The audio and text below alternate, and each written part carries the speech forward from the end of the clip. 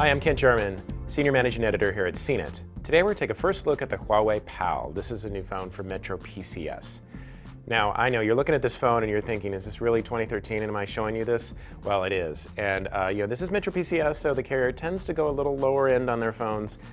And I know that not everybody needs a device that's really fancy. Not everyone needs something that does a million things, has all this stuff on it. So there is a place and a time for a phone that just makes calls and sends messages. But I really don't think the Huawei Pal is the one you want. It doesn't make very good calls, actually, and that really is its primary and pretty much only function. It is just way too basic. It takes that simplicity and runs with it way, way, way, way, way farther than it should. So, now, I will talk about the design for a minute, though. It is a very simple candy bar. It's really from another decade, actually. It has a very small display, not much bigger than a postage stamp. It's color. I don't know actually how many hues is on it. But it is simple. I mean, it's serviceable. The menu system is deadly easy. It's just got icons on the first page and then a list-based menu system inside. You'll be very, very familiar if you used a phone for a lot of years. It is very light in the hand. It's so small I could almost close my hand completely around it. You really don't notice it's there.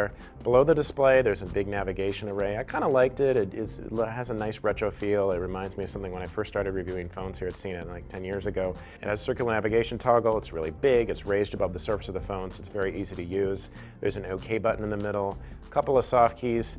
One you can program as a shortcut to a feature of your choice. There are the talk and ends power buttons. There's a clear button, and then there's a dedicated speakerphone control. So again, spacious, very easy to use, simple to master.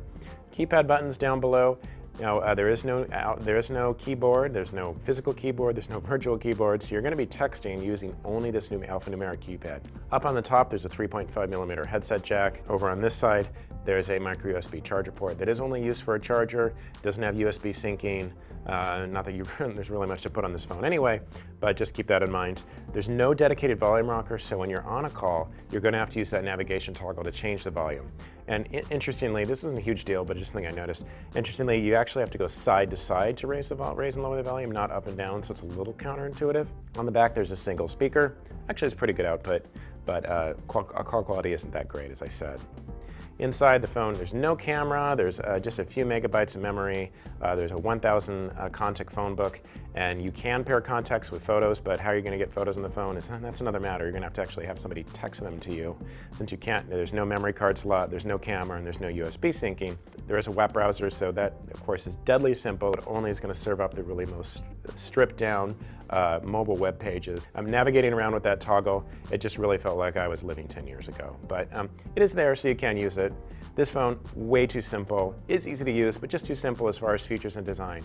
I'm Kent German here with a first look at the Huawei Pal for Metro PCS.